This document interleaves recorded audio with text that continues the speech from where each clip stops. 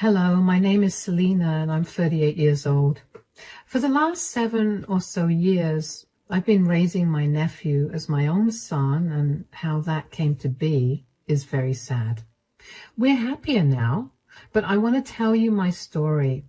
My family has never been a happy subject to talk about. My dad and mom went through a bitter divorce when I was very young, and after that, Dad barely showed up for my older sister Jessie and me.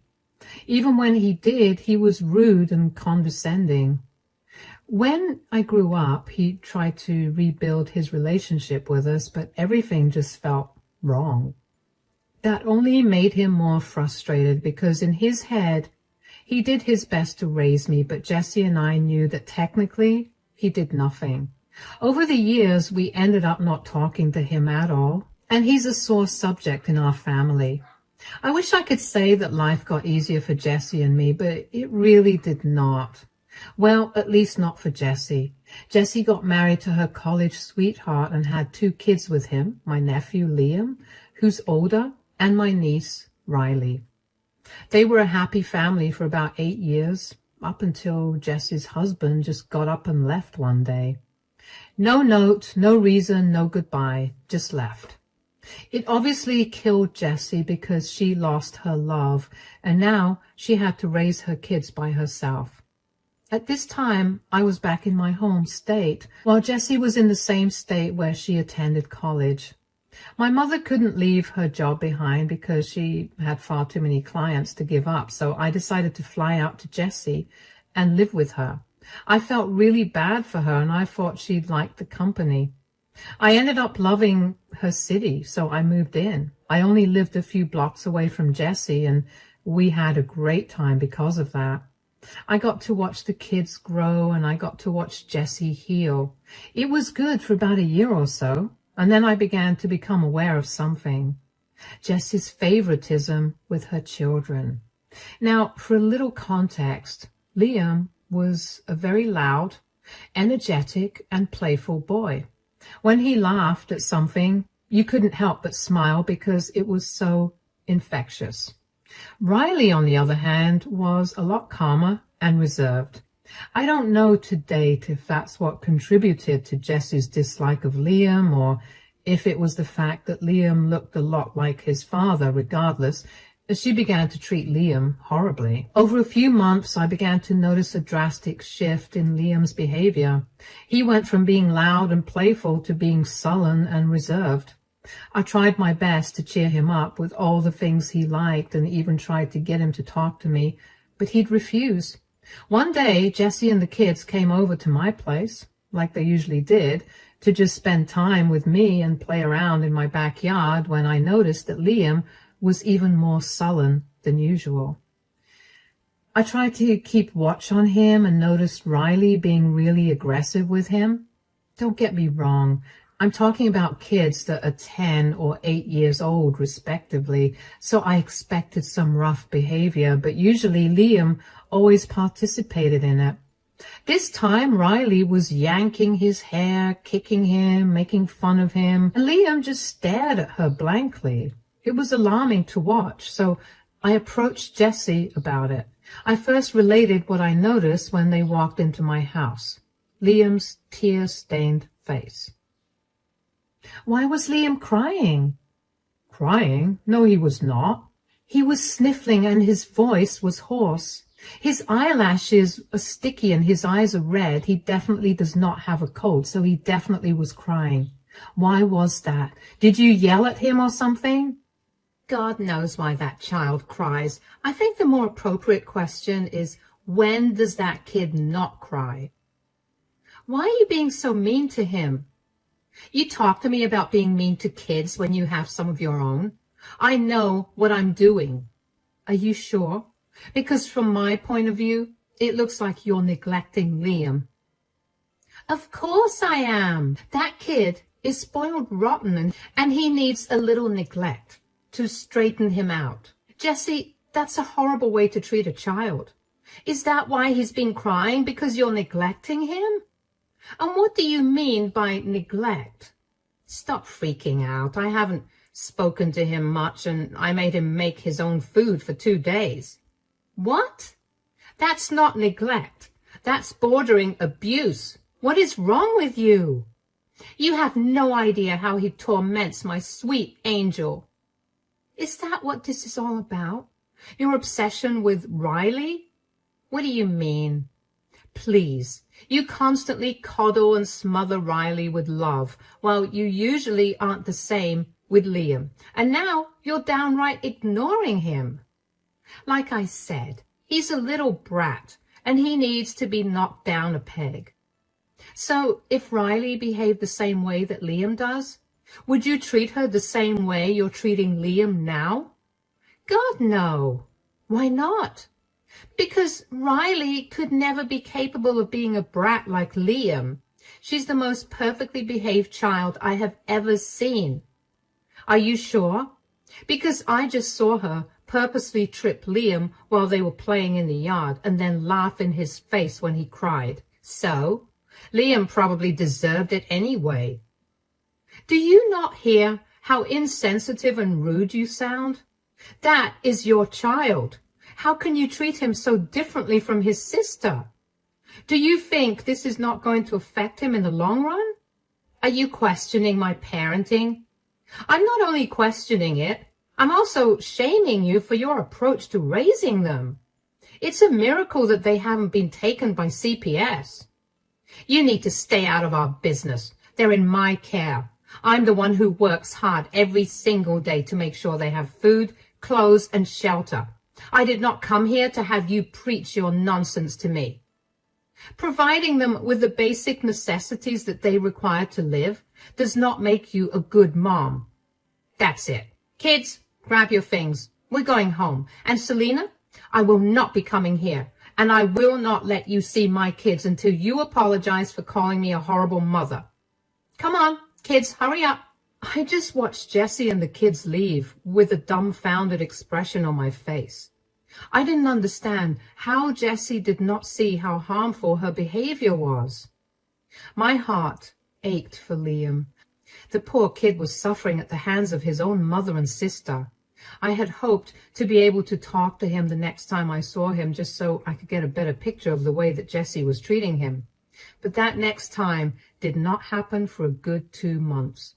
I tried to contact Jessie and I even went over to her place, but she was never there, or she never bothered to respond. Eventually, I realized that since all she wanted was an apology, I'd give it to her. I didn't care if it wasn't genuine. I was only worried about the kids, especially Liam. I knew that Jessie would never let anything touch a hair on Riley's head, so I wasn't that worried for her.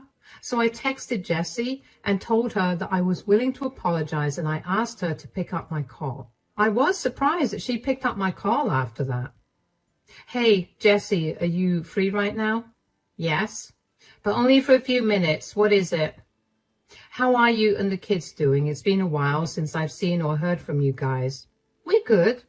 And you know very well why you haven't heard from us. I didn't think you'd actually stick to your word. You know how much I love the kids. Don't try to guilt trip me. Did you call me to apologize or not? I have places to be. Yeah. I'm sorry for what I said that day, Jessie. And I won't interfere with your parenting. Yes, and? I don't know what else you want me to say, Jessie. That I'm not a horrible parent. You either say it or you never see my kids again. You're not a horrible parent. Okay, you're forgiven. Why was that so hard for you to say? I don't know. I can't really lie to myself very well. I'm going to breeze past that insult. Let me let you in on a secret. I know I'm not the best parent. I'm struggling, okay? And it's not nice to have you shove it in my face so rudely. That's why I reacted so harshly. I told you that you could drop the kids off at my place from time to time if you want. You don't have to do everything by yourself. Yeah, but I don't want the kids to be a burden on you. God knows how I get through each day with them. Riley is an angel, but Liam, wow, that boy gets my blood boiling. Okay, well, whenever you're too irritated with him, why don't you drop him off at my house? That will probably also help your relationship with him. If not now, then in the future for sure. Why do you care about my relationship with my kids in the future so much? You know what it's been like with Dad. I don't want that for your children. Is that a bad thing? I guess not. But I will take you up on your offer to bring Liam over whenever he gets on my nerves too much. That's good. And just because you only bring Liam over from time to time, it doesn't mean that you or Riley don't come over, okay? Yeah, don't get all sappy on me. Hey, you and the kids are the closest family members I have right now. I just want us to have a good, healthy relationship. All right, do you want to come over and meet the kids? Of course. After that, I just kept my mouth shut about Jessie's parenting. I never said a word against her because I was terrified that I would never get an update on how the kids were doing. I knew that Jessie was not stable enough to be a good parent, and back then, I didn't know that she was slowly becoming an alcoholic at this stage. I wanted to report Jessie to Child Protective Services. I really did. But I also knew that Jessie was a very good liar. She would have gotten away with everything. And if she found out that I was the one who reported her, I would never see the kids for the rest of my life. And that's how things were for the next 3 months. I kept my mouth shut around Jessie whenever she treated Liam like he was nothing to her. But when she was not around, I made sure to shower Liam with as much care and love as I could. I cannot count the number of times I held him while he cried. Knowing how stoic he usually was, to see him break down like that because of Jessie's words made me want to fight Jessie. But I kept my cool because making sure Liam was safe was my first priority, not my emotions. And then, late one night, at almost midnight, I heard loud banging on my front door. I rushed downstairs and opened the door to find a distraught Liam and a very angry Jessie. What's wrong? Why are you guys here so late at night? I need you to do me a favor real quick. Sure. Why don't you guys come in? No, I need to get this done quickly. What's going on? Is everything okay? No, nothing's okay. I'm done with this boy. What are you talking about? Do you know what he did to Riley? He lied to her and told her that she would be going to Disneyland. Now she won't stop crying because I told her we weren't. It was just a harmless lie. Kids, especially siblings, do this. You of all people should know that. Whatever. I cannot deal with him. Take him. What? What do you mean? I don't want him living with me anymore. He's not my son. You're saying this all over a small lie? He told Riley. No, this is because of all the things he's done over his life. Jessie, he's a child. I get that you're angry, but you shouldn't treat him like this.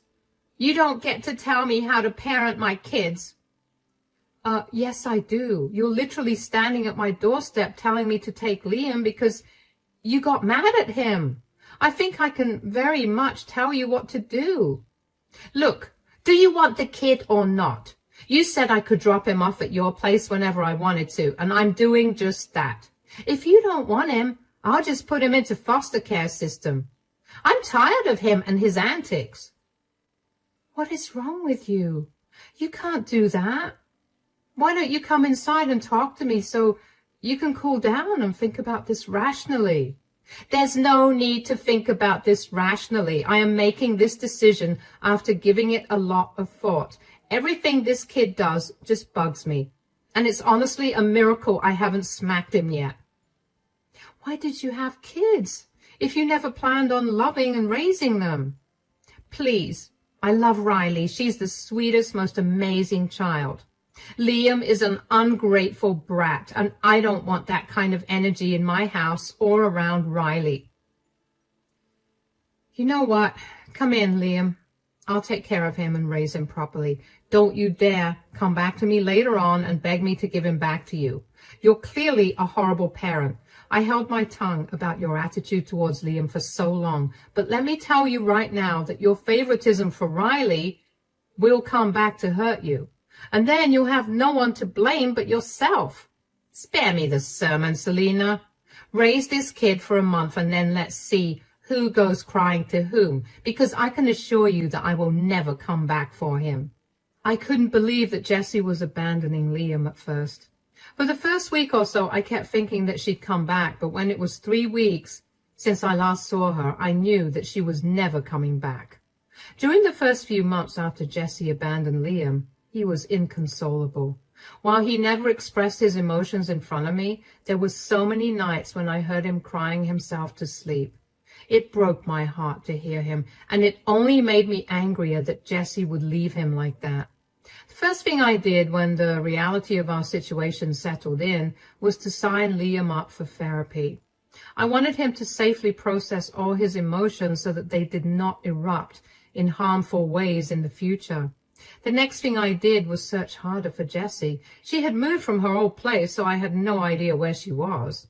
Thankfully, I was able to get in contact with her through a mutual friend. I asked her if she was seriously not coming back, and she said she was.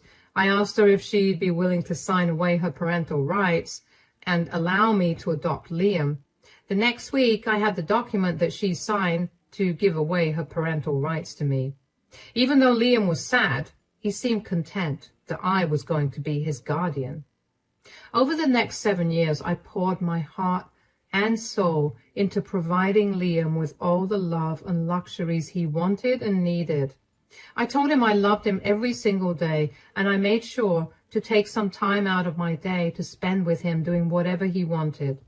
I picked up extra hours at work and gradually climbed the corporate ladder until I was eventually earning more than enough to support him, me, and at least 5 more people. Since I had a lot of money to spare after setting some aside for saving, I decided to spoil Liam. I took him on a lot of trips to different countries and sometimes even within the country. We went to Disneyland and Universal Studios, we went to fancy restaurants and did a bunch of fun and expensive things together. I guess Liam had been posting all of this on his Facebook and Instagram accounts. And Riley happened to notice it, because one day, out of the blue, Jessie came banging on my door. It took everything in me to not yell at her, but I managed to keep my cool. "What are you doing here?" "You need to give me money." "Excuse me? Why should I?" "Riley has been seeing all of Liam's posts on Facebook and Instagram, and she also wants to go on all those expensive trips you keep taking him on." "So? You expect me to give you money because you can't pay for Riley's things?" "Look, the last few years have been horrible on me. I lost my job and I've been struggling to hold another one down for a while because of stuff." "What stuff? Are you an alcoholic or something?" "Yeah, I'm an alcoholic." "You experience hard times and then talk to me. Don't be judgmental." "I'm sorry, I sounded insensitive, but your alcoholism and lack of money have nothing to do with me. Maybe get clean and then try holding down a job so you can provide for Riley." "Why can't you just give me some money? You make so much and you clearly have no problem spending it on that brat." "First of all, I haven't seen you in 7 years, ever since you left Liam with me. Secondly, Liam is not a brat. The only reason he was so difficult was because you never stopped telling him how his sister was so much better than him. You have no idea what a wonderful person he's become, and I'm not too surprised about it because you've always been shallow." "Fine. I'm sorry, okay? I was going through some things at that time too, and I made some horrible decisions. I'm sorry I did that to you and Liam. Now, give me the money. You are a despicable person. You're not getting a cent out of me." "Are you serious? That's my son. You owe me money to take care of Riley too. How can you treat his sister differently?" "Excuse me? You were the one that pitted them against each other with your blatant favoritism. You were the one who kept Riley away from me because you didn't want to be around Liam. You were the one who abandoned Liam because you loved Riley. You disowned him as your son. You even signed papers about it. He's not your son. He's mine. Leave us alone." "I'm his mother. I get to do whatever I want when it comes to him." Some flimsy document is never going to change the fact that I labored for hours to give birth to him. So give me my money. Get out of my face, or I will call the police on you. Stay out of our lives, or I will file a restraining order against you. I'm going to go to court to get you to pay child support for Riley. Go ahead and try. Legally, Liam is my son, not yours.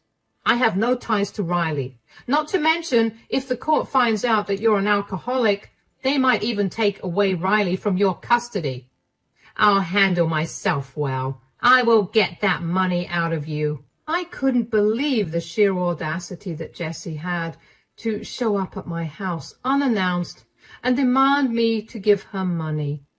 I know I shouldn't have expected any better from the woman who abandoned her 10-year-old son, but when she'd gone no contact with us for 7 years, I had hoped that I'd never have to deal with her again. I also didn't understand how she thought she or Riley were entitled to my money.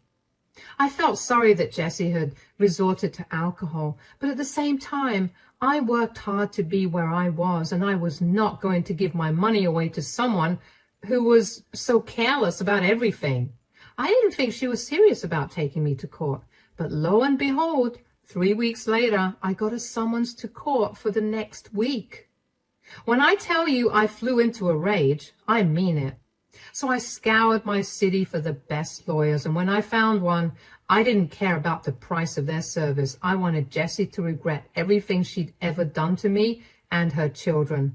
When Jessie tried to argue that I owed her child support, I brought out the adoption papers of Liam that I signed and the papers that Jessie signed that removed her parental rights for him. That was enough to dismiss the case. But I was not done. I brought out the footage from my security camera positioned at my front door, which captured Jessie admitting she was an alcoholic. Jessie tried to deny this, but she was clearly caught saying that on camera.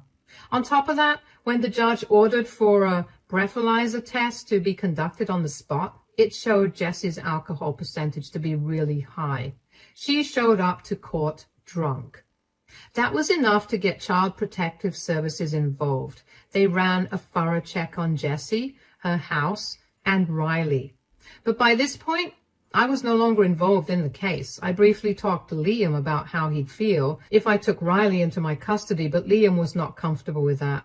He also pointed out that if Riley stayed with me, then Jessie would frequent our home a lot more, and he was right. So I stayed out of the case. I later on found out that Jessie's home was a filthy mess. Her rent was overdue, and the only reason she was allowed to live in that apartment was because the landlord felt sorry for Riley.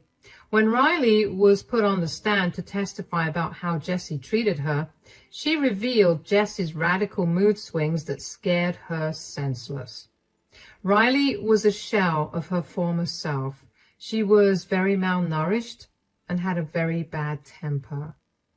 I didn't know about what happened with the case until Jessie called me. I had blocked her number, so when I picked up the call from an unknown number that had been spamming me, I was not expecting her. Hello? Who's this? You ruined my life. Oh, it's you. How did you figure that one out?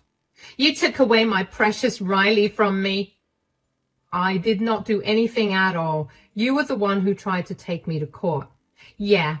And if you just handed me the money, I wouldn't have had to do that, and I wouldn't have lost my Riley. I warned you about it.